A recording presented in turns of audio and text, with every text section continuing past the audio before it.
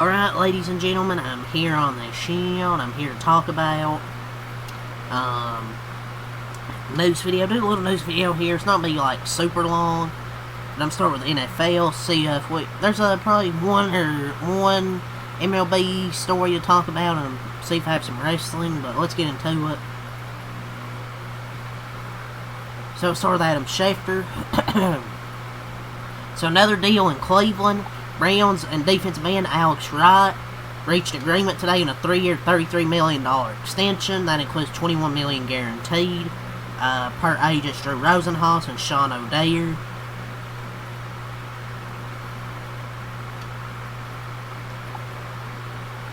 I don't really know much about him, so I can't really say much about that contract, so that's what was reported today. Lamar Jackson, he returned to practice today. He missed Wednesday with an ankle injury. That's what it says here. So this week it started playing out. It's playing out the way last week did. Joe Burrow, he is taking QB reps during individual drills as well. Joe Flacco's taking QB2 reps. So the signs continue to point to him returning Sunday versus New England. Quick return to risk more injury and still miss the playoffs would, I don't know if I would even bother risk coming back, honestly, if I'm Joe Burrow. But for the second straight day, I mean, he took snaps with their starting offense, preparing him that he could play Sunday versus New England. Flex, we have a flex. The Bears and Packers has been moved into the 5:25 p.m. Eastern time slot in Week 14. Bengals-Bills also shifted to 1 p.m. So there's a little flex by the National Football League right there.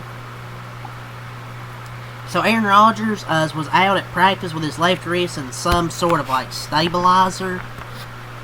So he took his individual reps from the gun. Packers running back Josh Jacobs, he says he banged his knee on the second play of Sunday's game and sweat up fast and couldn't bend it, which is why he dropped out. At this point, it's not a pain issue, but he needs to get his range of motion back. Doesn't think that'll take long.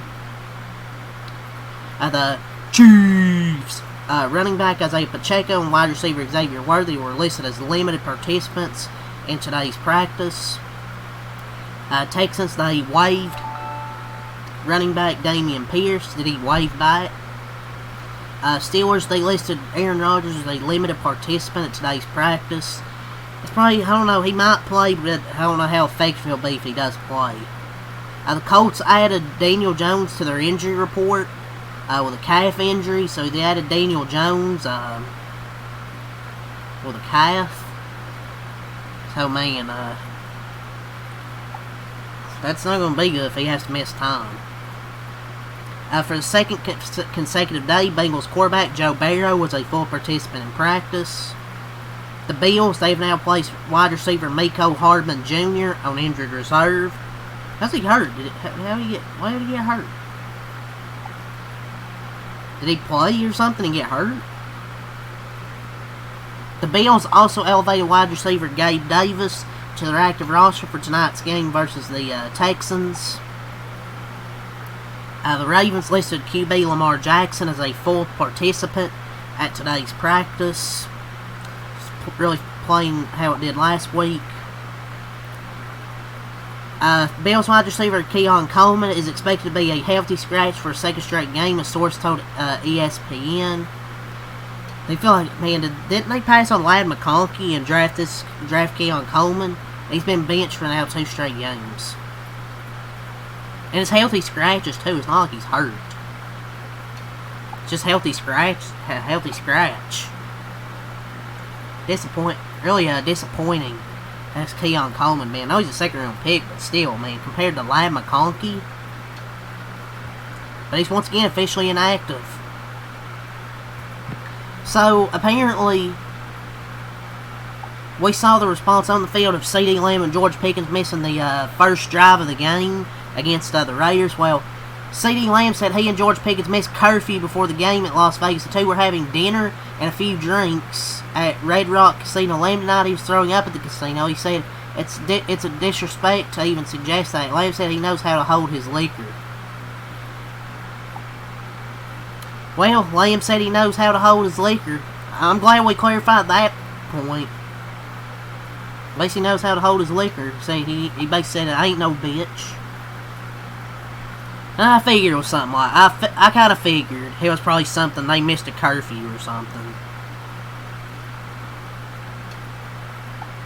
I'm drunk as hell, but I ain't throwing up. A few drinks. Whatever.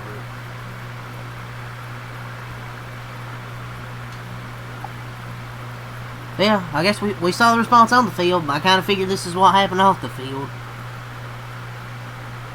The Texans have waived Dameon Pierce to make room for Ajani Carter on the 53-man roster.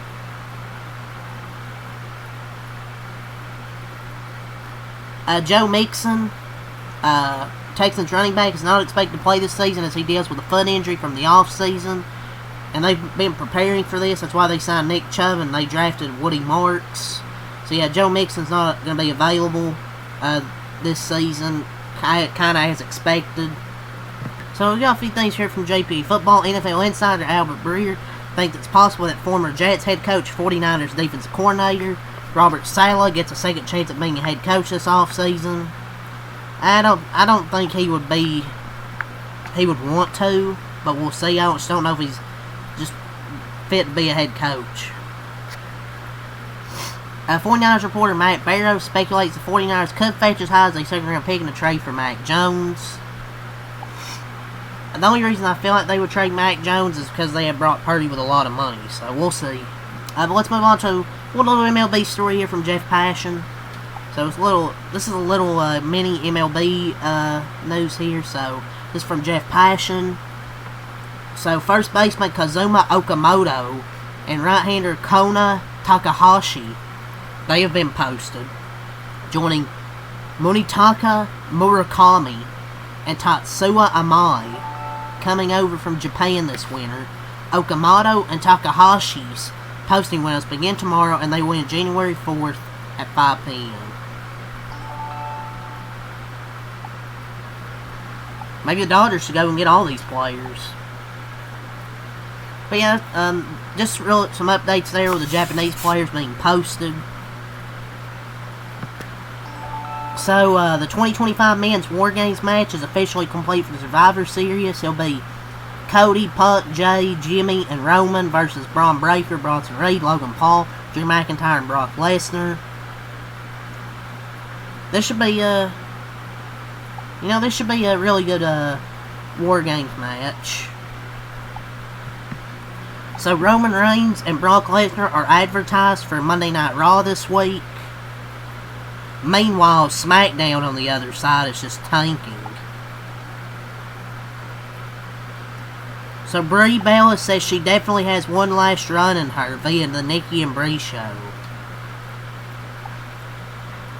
Oh no. No. Oh no, not Brie mode. No. If they have Brie help Nikki to defeat Stephanie, that would be awful, man. I don't want to see Nikki Bella as the champion in 2025, man. Sorry. So, the AEW Continental Classic is set to return in this week's Dynamite.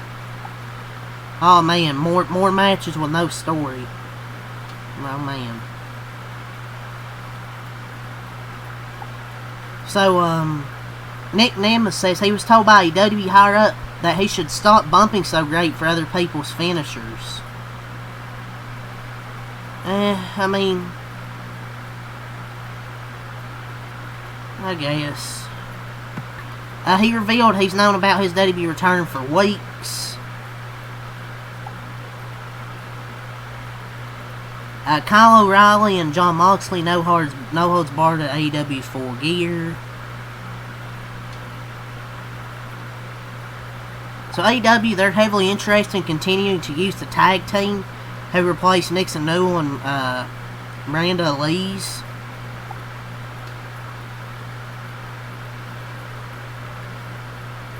Tony Khan has revealed that he's not spoken to Killer Kross in many years, but admits he does like the former WWE star and thinks that it will be interesting to chat to him and worth reconnecting.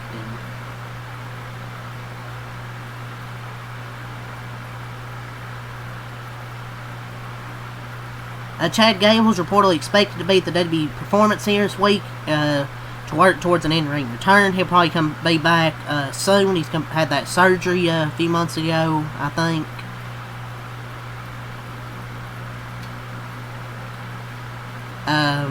Joe Hendry is reportedly signed to a WWE main roster level deal. The exact figure is currently unknown. Source from Fightful. Dolph Ziggler was reportedly not signed to a WWE deal. Source Fightful. As expected, what they surprised is you kind of figured they would be one-offs.